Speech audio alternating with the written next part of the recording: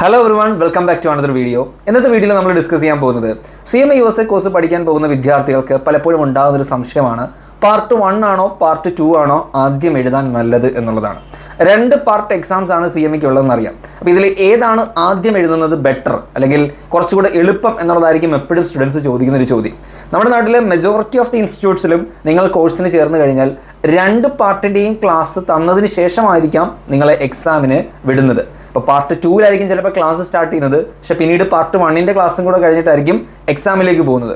അവിടെ നിങ്ങൾക്ക് ചിലപ്പോൾ ഒരു കൺഫ്യൂഷൻ ഉണ്ടാവാനുള്ള സാധ്യതയുണ്ട്, പാർട്ട് 2 എഴുതണോ പാർട്ട് 1 എഴുതണോ എന്നുള്ളത്. പക്ഷേ രണ്ടും പഠിച്ചു കഴിയുമ്പോൾ ആക്ച്വലി നിങ്ങൾക്ക് പാർട്ട് 2 കമ്പാരിറ്റീവ്ലി കുറച്ചുകൂടെ എളുപ്പമുള്ളതായിട്ട് തോന്നാമെങ്കിലും പാർട്ട് 2 ആദ്യം പഠിച്ചിട്ട് പിന്നീട് പാർട്ട് 1 പഠിച്ചു കഴിയുന്നത് കൊണ്ട് തന്നെ ഒരു കൺഫ്യൂഷൻ ക്രിയേറ്റ് ആവും. പാർട്ട് 1 ആണ് കൂടുതൽ ഓർമ്മയിൽ നിൽക്കുന്നത്, മറ്റേത് കുറച്ചൊക്കെ മറന്നു പോയിട്ടുണ്ട്, ഒന്നൊന്നുകൂടെ പഠിക്കേണ്ട സാഹചര്യങ്ങളൊക്കെ ഉണ്ടാവും.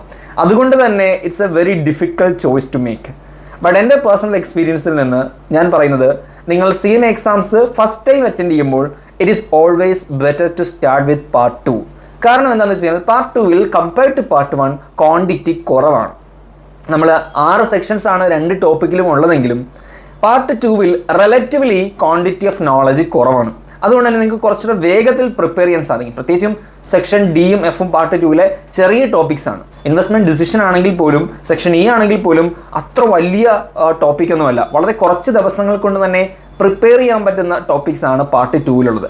കൂടുതൽ സമയം കുറച്ച് കൊടുക്കേണ്ടി വരിക കോർപ്പറേറ്റ് ഫിനാൻസ് എന്ന് പറയുന്ന സെക്ഷൻ Bയിലെ ടോപ്പിക്കിനായിരിക്കും. അതിൽ കുറച്ച് സബ് ടോപ്പിക്സ് ഉണ്ട്. അതുപോലെ റേഷ്യോസ് ആണെങ്കിലും നമുക്ക് അത്രയും ഡീപ്പായിട്ട് ടൈം കൺസ്യൂം ചെയ്യേണ്ട ഒരു ആവശ്യം വരുന്നില്ല. റേഷ്യോസ് പലപ്പോഴും നിങ്ങൾ കോളേജിലും സ്കൂളിലും ഒക്കെ പഠിച്ചിട്ടായിരിക്കും വരുന്നത്. അതുകൊണ്ട് തന്നെ ഗ്രാസ്പ് ചെയ്യാൻ കുറച്ചുകൂടി എളുപ്പമാണ്.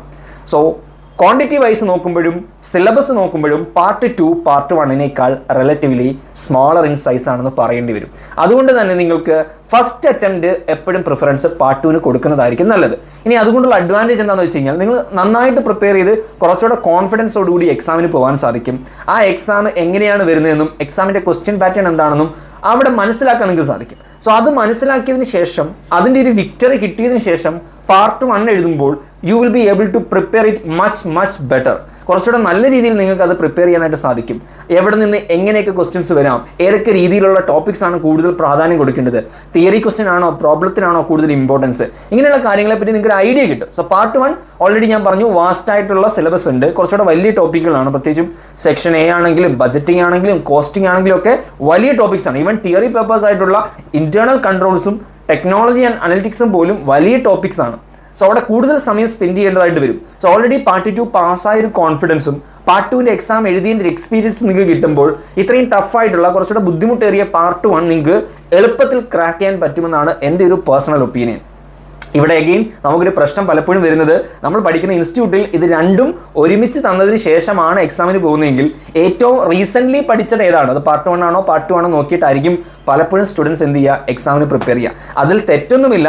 പക്ഷേ അവിടെയാണെങ്കിൽ പോലും നിങ്ങൾ പാർട്ട് 2 ആണ് പ്രിഫറൻസ് കൊടുക്കുന്നതെങ്കിൽ it will be better for you. ഒരു വിൻഡോയിൽ 2 എഴുതുന്ന വളരെ ചുരുക്കം ആൾക്കാരൊക്കെ ഉണ്ട്. അവരെ തീർച്ചയായിട്ടും എക്സെപ്ഷണൽ ആയിട്ടുള്ള സ്റ്റുഡൻസ് തന്നെയാണ്. അങ്ങനെ പാസ്സാവുന്ന ആൾക്കാരെ തീർച്ചയായിട്ടും നമ്മൾ അഭിനന്ദിക്കേണ്ടതാണ്. കാരണം അത് കുറച്ച് ഡിഫിക്കൽട്ട് ടാസ്ക് ആണ്. അല്ലെങ്കിൽ അവർക്ക് ഓൾറെഡി നല്ല പ്രയർ നോളജ് ഒക്കെ ഉള്ള ആളുകളാണെങ്കിലായിരിക്കാം പെട്ടെന്ന് ഇങ്ങനെ പ്രിപ്പയർ ചെയ്തിട്ട് 2ഉം കൂടെ ഒരുമിച്ച് എഴുതാനൊക്കെ സാധിക്കുന്നത്. നിങ്ങൾ അത്ര കോൺഫിഡൻ്റ് ആണെങ്കിൽ, നല്ല രീതിയിലുള്ള എഫർട്ട് ഇടാൻ തയ്യാറാണെങ്കിൽ തീർച്ചയായിട്ടും ഒരു വിൻഡോയിൽ തന്നെ 2 പാർട്ടും എഴുതാൻ പറ്റും. ഒരു വിൻഡോ എന്ന് പറയുമ്പോൾ ഇപ്പോൾ ജാനുവരി ഫെബ്രുവരി ആണെങ്കിൽ ജാനുവരിയുടെ തുടക്കത്തിൽ ഒരു എക്സാം എഴുതുക, ഫെബ്രുവരി ലാസ്റ്റിലേക്ക് അടുത്ത എക്സാം ഷെഡ്യൂൾ ചെയ്ത് വെക്കാം. ഈ രീതിയിൽ ഒരു വിൻഡോയിൽ നിങ്ങൾക്ക് 2 എക്സാംസ് അറ്റൻഡ് ചെയ്യാവുന്നതാണ്. ബട്ട് അത് വളരെ അൺലൈക്ലി ആണ് സംഭവിക്കാറുള്ളത്. വളരെ റെയർ ആയിട്ടുള്ള സ്റ്റുഡൻസ് മാത്രമേ അത് ചെയ്യൂ. സോ ദ ക്വസ്റ്റ്യൻ വാസ്, ഏതാണ് ഫസ്റ്റ് അറ്റൻഡ് ചെയ്യേണ്ടതാണ്? My personal opinion and choice is തീർച്ചയായിട്ടും പാർട്ട് 2 തന്നെ ഫസ്റ്റ് അറ്റൻഡ് ചെയ്യുക എന്നുള്ളതാണ്. It can give you more confidence. പഠിക്കാൻ കുറച്ചുകൂടെ നമുക്ക് റിലാക്സ് ചെയ്ത് പഠിക്കാൻ സാധിക്കും. കുറച്ചുകൂടെ നമുക്ക് ആ ഒരു കോമ്പറ്റേറ്റീവ് സ്പിരിറ്റ് ജനറേറ്റ് ചെയ്യാൻ സാധിക്കും. പാർട്ട് 2 പാസ്സാകുമ്പോൾ തീർച്ചയായിട്ടും അതിൻ്റെ ഒരു മോട്ടിവേഷനും കോൺഫിഡൻസും അതൊക്കെ തന്നെ പാർട്ട് 1 പാസ്സാവാനായിട്ട് നമ്മളെ പ്രചോദനം തരുന്നതുമാണ്. സോ അതുകൊണ്ട് തന്നെ മൈ ചോയ്സ് ഈസ് പാർട്ട് 2. മറ്റെന്തെങ്കിലും സംശയങ്ങളുണ്ടെങ്കിൽ തീർച്ചയായിട്ടും കമൻറ്റ് ബോക്സിൽ സംസാരിക്കുമല്ലോ. മറ്റൊരു വീഡിയോയിൽ വീണ്ടും കാണാം. Thank you.